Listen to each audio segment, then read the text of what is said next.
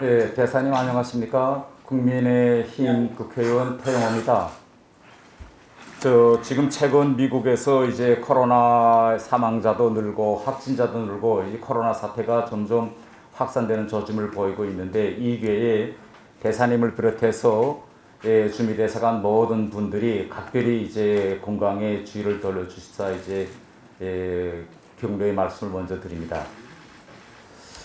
대사님, 저는 이제 전직 북한 외교관으로서 상당히 오래전부터 대사님의 활약을 이제 지켜보았고, 또 대사님께서는 북한과 미국 사이에 양자 간의 문제로 있던 이 핵 문제를 역사상 처음으로 육자회담이라는 그런 다자 협상장으로 이끌어냈고, 그때 이제 거기서 초대 수석까지 이제 지켜신 분입니다. 그리고 그 이후에 대사님의 행적을 쭉 보면 결국은 외교계로부터 국정원, 학계, 정치권 등 이제 자리를 옮기셨지만 전 생애를 이제 북핵 문제 해결을 위해서 바치신 분이다. 이렇게 말씀드려도 전 과언이 아니라고 생각하고, 대사님께서 지난 육자회담 때부터 쭉 같이 활동해왔었던 북한의 김계관 부상을 비롯한 파트너들이 이제는 전직 일선에서 다 물러나고, 지금 현자리에 남아있는 사람은 중국의 왕이 외교부장 정도가 좀 남아있다고 볼 수 있지 않을까, 저는 이렇게 생각합니다. 그래서 저는 오늘 개인적으로 대사님께서 이제 주미대사라는 그런 공직을 좀 벗어나서 지난 수십 년 동안 북핵 문제를 일선에서 다루신 분으로서 지난 10월 10일 북한의 이 열병식, 더욱 현대화되고 고도화된 이 북한 핵무력을 보시면서 개인적으로 딱 한마디 소감을 말씀해 주신다면 어떻게 말씀해 주실지 좀 한번 말씀해 주십시오. 표 의원님께서 저희 경력을 소상히 말씀해 주셨습니다. 사실 북한 핵 문제에 대해서는 제가 2003년에 육자회담을 이제 만들어서 초대 수석 대표를 했었는데, 사실 2차 핵위기인 1993년부터 제가 핵 문제에 개입을 해왔습니다. 그래서 제네바 합의, 미북한 간의 제네바 합의도 다 디브리핑을 받는 등 관여해왔고, 1997년인가요? 사자회담. 네.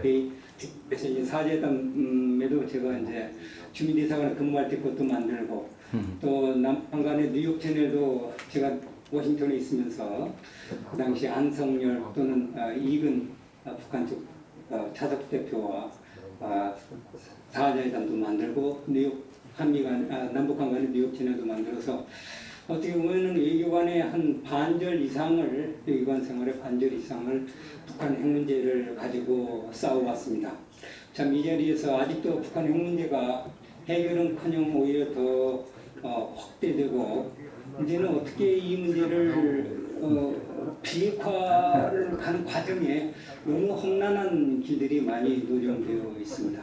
예, 대사님, 죄송합니다. 예, 이거 제가 7분밖에 안 돼서 제가 훨씬 후배로서 이거 대사님 말씀을 도중에 꺼내서 대단히 죄송스럽습니다. 솔직히 말하면 대사님은 저보다 선배도 훨씬 후배여서 이게 후배인 내가 대사님께 감히 이거 지금은 국회의원이라고 해서 이렇게 막 질문해도 되는지 좀 대단히 조심스러운데, 시간이 다 흘러가기 때문에 제가 어차피 대사님 말씀을 끊고 질문을 이어갈 수밖에 없을 것 같습니다. 대사님, 지금 대사님께서 계시는 그 위치가 저는 대단히 중요하다 이렇게 봅니다. 왜 그러는가 하면 대사님께서는 처음으로 이제 이 북핵 문제를 다자 협상으로 끌어낸 그 수석 대표를 했는데, 지금 현 시점이 다시 이 북핵 문제가 다자로 옮겨질 수 있는 가능성이 보이고 있는 이런 시점이라 저는 이렇게 판단합니다. 왜 그러는가 하면 바로 이 종전선언 문제 때문입니다.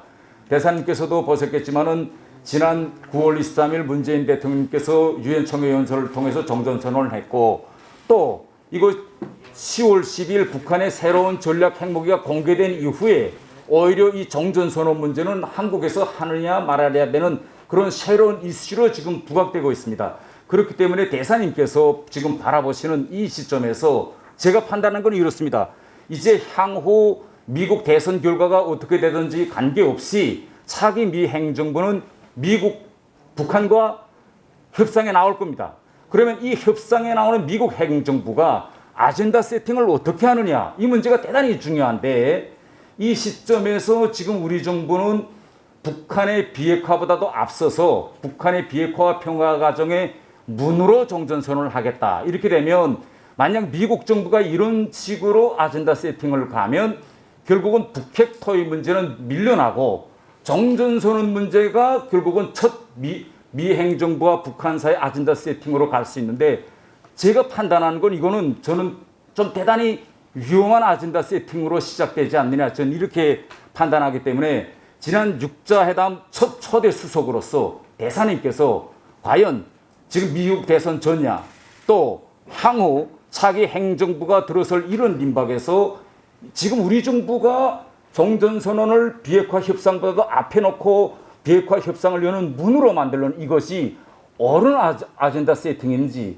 저에게는 대단히 위험한 아젠다 세팅으로 가고 있다고 보는데 여기에 대한 대사님의 견해를 좀 짧게 단도직적으로 좀 말씀해 주시면 감사하겠습니다. 이 문제는 뭐 긴 시간 사실 설명을 드려야 되는데 종전선언은 그 평화 프로세스 또는 비핵화에 관한 어떤 과정에 우리 정부는 이걸 이제 첫 관문이라고 하고 있습니다. 그러니까 비핵화, 평화 프로세스, 평화 정착을 위한 어떤 그 로드맵에 어느 한 위치에 있어야 될 겁니다. 종전선언은. 그렇기 때문에 그걸 초입에 두느냐, 어느 중간 단계에 두느냐, 로드맵상 그 위치는 그 현재 정부가 판단을 하고 결정을 하고 추진할 사항이라고 그렇게 생각을 합니다.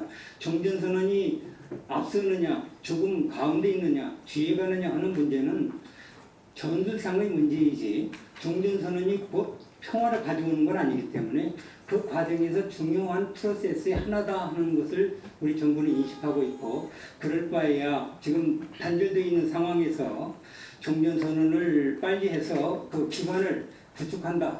평화 프로세스의 기반을 구축한다 하는데 의미가 있다고 그렇게 보여집니다. 예, 대사님 감사합니다. 제가 지금 우려스러운 상황은 뭔가면 미국 행정부가 북한과 첫 차기 행정부가 협상을 벌릴 때 어느 걸 선우차, 시퀀싱을 어떻게 두느냐 이거 문제인데 지금처럼 종전선언을 우리가 계속 주장하면 결국은 첫 핵 협상 시작부터 핵이 아니라 종전선언이 첫 어젠다로 되면 결국은 또 북한에게는 시간벌이가 될 수 있고 더 나아가서 북한의 입장은 종전과 비핵화는 별개의 문제다. 종전선언을 북한의 비핵화의 흥정물로 삼지 말라 이렇게 되기 때문에 결국은 여기로 세팅을 우리가 뭐 아젠다 세팅을 몰아가면 북한과 미국의 협상이 비핵화가 아니라 종전선언으로 몰아갈 수 있습니다. 그렇기 때문에 저는 대사님께서라도 이거는 대단히 위험한 발상이고 위험한 아젠다 세팅이다. 좀 이렇게 목소리를 내주십사라고 좀 간청을 드립니다.